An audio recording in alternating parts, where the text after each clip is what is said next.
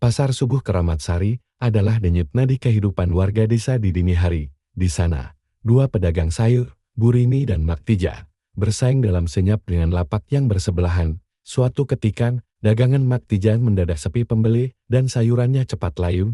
Curiga dengan keanehan ini, ia menuduh Bu Rini bermain curang menggunakan ilmu hitam. Didorong rasa iri dan dendam, Mak Tija mendatangi Mbah Leki, seorang dukun sepul, untuk membalas dendam dengan santet busuk dagangan.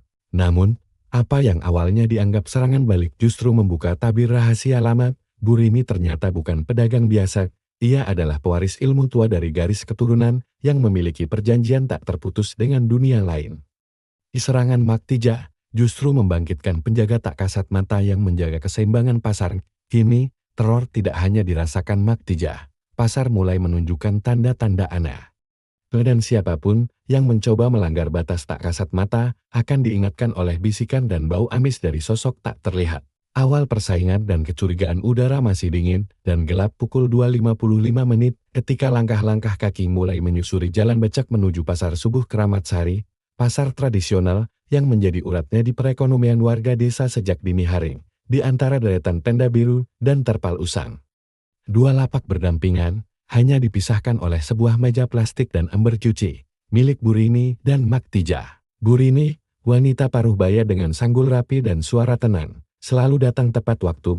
Sayurannya tertata rapi dan tampak sangat segar, bayam mengkilap, wortel baru dicabut, dan tomat terpilih satu persatu. Sebaliknya, Mak Tija dikenal dengan suaranya yang lantang dan cara berjualan yang blak-blakan. Ia menggelar sayurannya di atas tikar dengan papan penyangga seadanya, dan sudah berdagang jauh lebih lama dari Bu Rini. Dulu, lapak Mak Tija selalu ramai pembeli.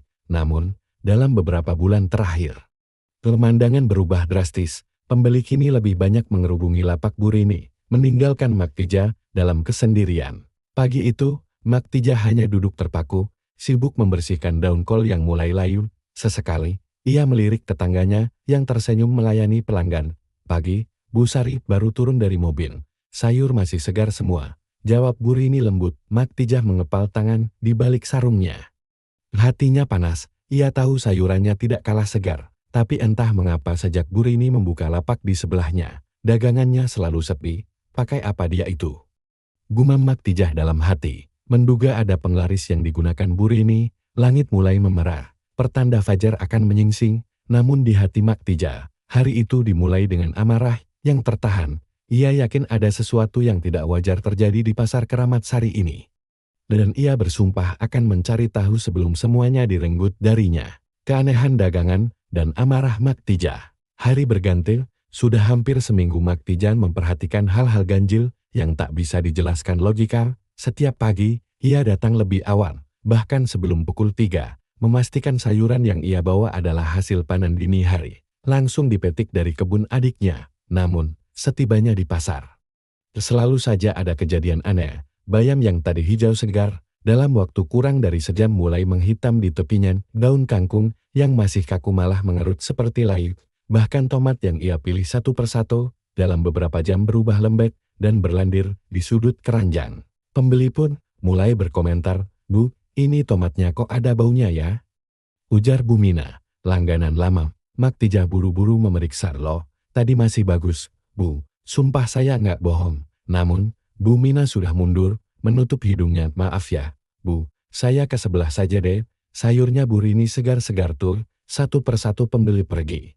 Beberapa bahkan tak menoleh lagi ke arah lapaknya. Hatinya makin teriri saat melihat Bu Rini dengan tenang melayani pembeli. Dagangannya selalu tampak cerah dan segar, seolah baru saja dicabut dari tanah.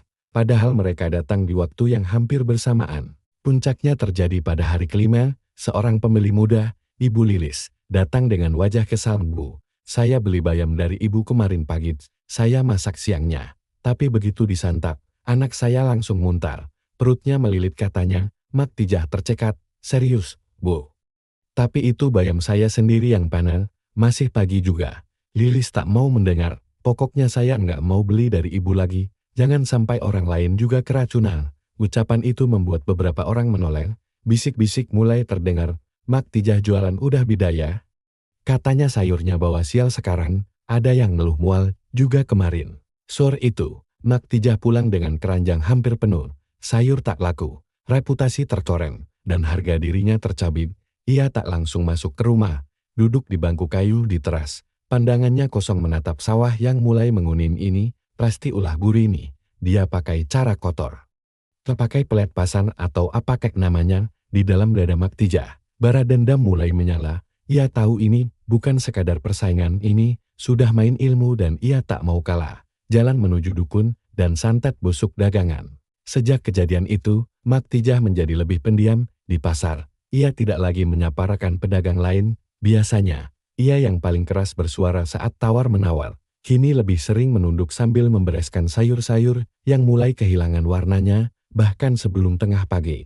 Namun, bukan berarti ia tidak memperhatikan, matanya tajam mengamati setiap gerak-gerik Burini. Ada sesuatu yang membuatnya yakin wanita itu bukan pedagang biasa. Bukan cuma karena senyum manis dan tutur lembutnya, tapi karena sesuatu yang tidak kelihatan, sesuatu yang terasa dingin. Suatu pagi, ketika suasana pasar masih setengah gelap, Maktijah mendengar percakapan dua pedagang pemulai di deretan belakang. Burini itu kayaknya pakai penglaris ya. Nggak masuk akal dagangannya bisa segar terus begitu.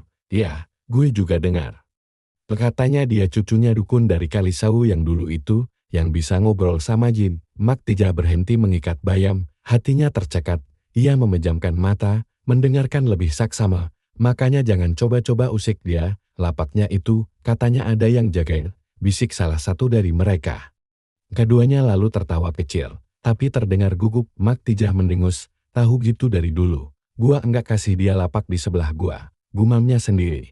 Ia masih ingat, saat pertama kali Burini datang, seorang janda dari kampung sebelah yang baru pindah, setelah ditinggal suami. Meminta izin numpang buka lapak seminggu. Kini, dia malah jadi ratu kecil pasar, semua pembeli mengerubunginya, dan ia tidak pernah kehabisan dagangan. Satu malam setelah makan malam seadanya, Maktijah duduk sendiri di dapur. Lampu Petromax menyala redup, suara jangkrik di luar bersautat di hadapannya. Selembar daun pisang ia hamparkan di atasnya. Ia taruh segenggam beras, 2 lembar daun sirih, dan sepotong kembang kantil kering yang disimpan dari pengajian lama. Ia menggenggam tangannya dan berbisik, kalau dia main kotor, aku juga bisa, aku enggak takut. Ia tahu kemana harus pergi. Ada satu nama yang dulu hanya ia dengar dari bisik-bisik ketua kampung, Mbah Leci. Dukun tua yang tinggal di ujung dusun dekat kuburan kering yang ditumbuhi pohon bambu mirin. Mbah Leci tidak lagi menerima orang sembarangan. Tapi untuk urusan pasar dan dendam usaha, katanya ia masih bisa membantu. Esok malam, Maktijah bersiap. Ia membungkus rambut dari sisir tua, potongan sayur dari dagangan Burini yang dibuang di ember, dan sejumput tanah dari bawah lapak sebelah.